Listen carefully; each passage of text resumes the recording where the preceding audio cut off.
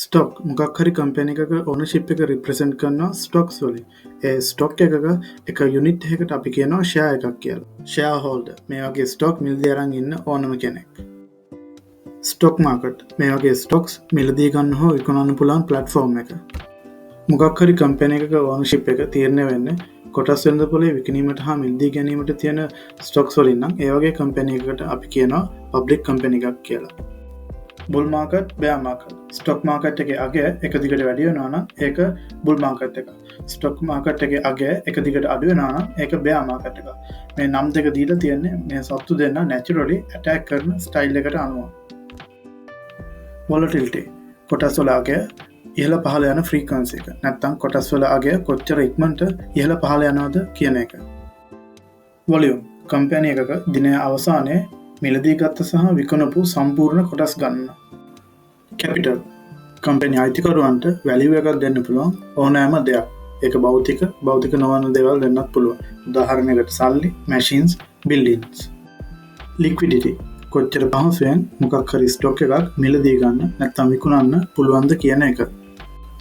Bubble කොටසක වටිනාකම මොකක් හරි හයිප් එකක් හින්දා ඒකේ ෆන්ඩමෙන්ටල් රියලිස්ටික් වැලියු එකට වඩා අසාමාන්‍ය විදිහට වැඩි වෙන එක. මේක ටික කාලයකට පස්සේ ඉන්වෙස්ටර්ස්ලාට තේරුණාකොට මේක සස්ටේනබල් නෑ කියලා ඒ කොටස මේගොල්ලන් සෙල් කරනවා. එතකොට ෂෙයා ප්‍රයිස් එක ආපහු කලින් තිබ්බ ගානට නැත්නම් ඊට වඩා අඩුවට වැටෙනවා. IPO නැත්නම් ඉනිෂියල් පබ්ලික් ඔෆරින් මොකක් හරි ප්‍රයිවට් කම්පැනි එකක් ඒකේ මූල්‍යමය අවශ්‍යතාව සඳහා ඒ කම්පැනියේ ෂෙයාර්ස් ස්ටොක් මාකට් එකට රිලීස් කරන එක. ඩිවිඩන්ස් නැත්නම් ලාභාංශ මොකක් හරි සමාගමක් විසින් අවුරුද්ද අවසානයේ ඒකේ ෂෙයා හෝල්ඩර්ස්ලාට ගෙවන මුදල්. හැබැයි හැම කම්පැනියකින්ම මේ වගේ ඩිවිඩන්ස් ගෙවන්නේ නැහැ. ගොඩක් වෙලාවට ගෙවන්නේ බ්ලූ චිප් නැත්නම් ලොකු කම්පැනි වලින් විතරයි. බ්ලූ චිප් ස්ටොක්ස් කවුරුත් හැමෝම දන්න ගොඩක් පරණ ලොකු මාකට් කැප් එකක් තියෙන කම්පැනිස් වලට තමයි බ්ලූ චිප් කම්පැනිස් කියන්නේ. මේ කම්පැනිස් වලින් ගොඩක් වෙලාවට ඩිවිඩන්ස් නැත්නම් ලාභාංශ ගෙවනවා. ෆොරෙක්ස් නැත්නම් ෆොරේන් එක්ස්චේන්ජ් විවිධ මුදල් වර්ග වලින් ට්‍රේඩ් කරන එක. ඉන්ට්‍රස්ට් අපි බැංක් එකේ ණයක් ගත්තම ආපහු ඒ ණය ගෙවනකොට අපිට ආපහු වැඩිපුර ගෙවන්න වෙන ප්‍රමාණය. බොන්ඩ් නැත්නම් භාණ්ඩාගාර බැඳුම් කර ගවර්න්මන්ට් එකට සල්ලි ඕන නම් අපි ගවර්න්මන්ට් එකට දෙන ලෝන් එක. ඒ වෙනුවෙන් මාස 6කට අපිට ඉන්ට්‍රස්ට් එකක් හම්බ වෙනවා. ඒ වගේම බොන්ඩ් එකේ කාලය ඉවරනම අපි මුලින් දාපු සල්ලිත් ආපහු හම්බ වෙනවා.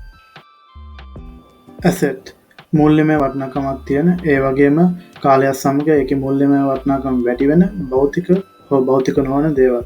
උදාහරණයකට land, stocks, gold, bonds, knowledge ඒ වගේම skills. commodity මුදල් වගේ හුවමාරු කරන්න පුළුවන් raw materials. උදාහරණයකට gold, soya beans, musk, rice, sugar cane, oil, yield. Investment එකකින් අපිට හම්බ වෙන earnings නැත්නම් ඉපයීම්. උදාහරණයකට dividends වේම නැත්නම් interest එක. PE ratio නැත්නම් price to earn ratio. Share එකක් evaluate කරන්න investors-ලා වැඩිම පාවිච්චි කරන tool එක. මේකෙන් කියන්න පුළුවන් ෂෙයා එක overvalued නැත්නම් undervalued කියලා. හැබැයි මේක 100%ක් හරි නෑ. මොකද අපිට past returns වලින් අපිට future returns guarantee කරන්න බෑ. ඒ වගේම normally කියනවා PE ratio එක අඩු shares හොඳයි කියලා. ඉන්ඩෙක්ස් එකකින් කරන්නේ asset group එකක performance බලන එක. උදාහරණයකට ASPI index එක, S&P 20 index එක ගොඩක් වෙලාවට stock basket එකක performance monitor කරන එක තමයි මේ වගේ index එකකින් කරන්නේ. liability කවුරු හරි පුද්ගලයෙක් නැත්නම් කම්පැනි එකක් ණයට අරන් තියෙන වත්කම්. ඒ වත්කම් වාහන වෙන්න පුළුවන්, lands වෙන්න පුළුවන්, නැත්නම් සල්ලි වෙන්න පුළුවන්. penny stocks රුපියල් එකට වඩා අඩු වටිනාකමක් තියෙන stocks. මේ ස්ටොක්ස් වල ඉන්වෙස්ට් කරන එක රිස්ක් එක වැඩි වගේම ඒවෙන් ලැබෙන ප්‍රොෆිට් එකත් ගොඩක් වැඩි වෙන්න පුළුවන්. මාකට් කැප් ස්ටොක් මාකට් එකට අනුව මොකක් හරි කම්පැනි එකක මුළු වටිනාකම.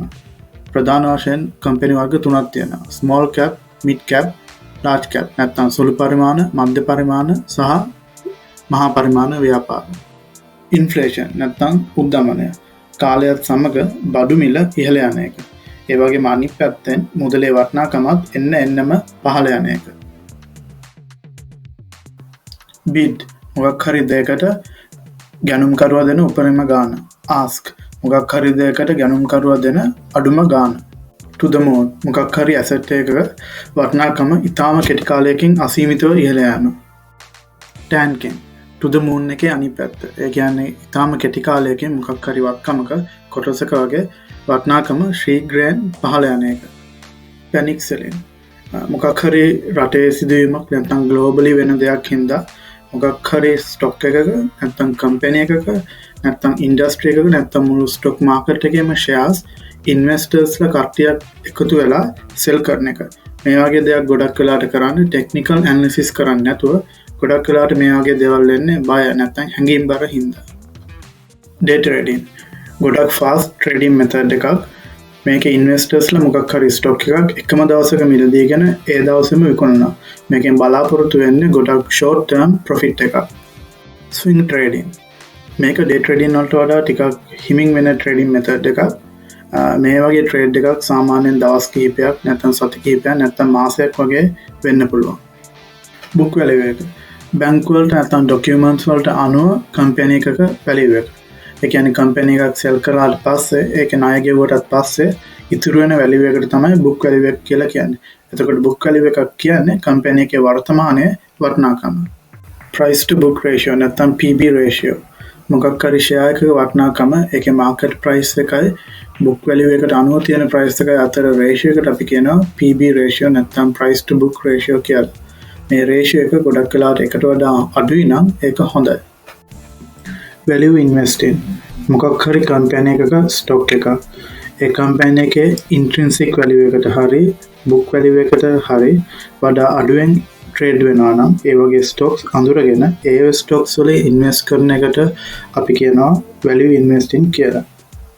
එතකොට මේ වගේ ස්ටොක්ස් මාකට් එකේ ගොඩක් අන්ඩර් වැලියු නැත්නම් අන්ඩර් එස්ටිමේට් කරලා තමයි තියෙන්නේ.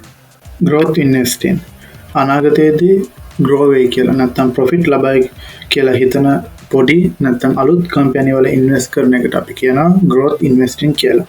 මේ වගේ ස්ටොක් හොයාගන්න ඉන්වෙස්ටර්ස්ලා ගොඩක් වෙලාවට පාවිච්චි කරන්නේ fundamental analysis. earnings per share නැත්නම් EPS මොකක් හරි කම්පැනි එකක් ඒගොල්ලන්ගේ එක ෂෙයා එකකට කොච්චර මුදල් උපයනවද කියන එක තමයි මේ රේෂියෝ එකෙන් පෙන්වන්නේ.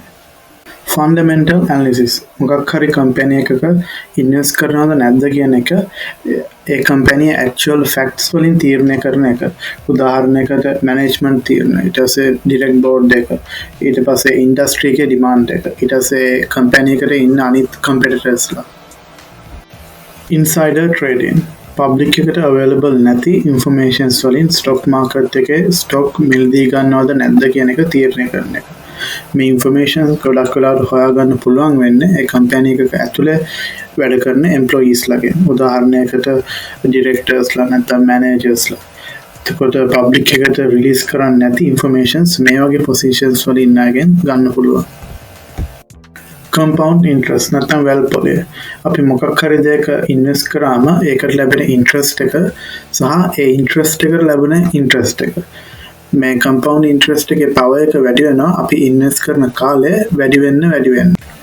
RCA නැත්නම් rupee cost averaging මොකක් හරි ෆික්ස් amount එකක් හැම මාසයක් ගානෙම නැත්නම් සතියක් ගානෙම නැත්නම් සති දෙකෙන් දෙකට මොකක් හරි ඉන්වෙස්ටිං ටූල් එකක ඉන්වෙස්ට් කරන එක.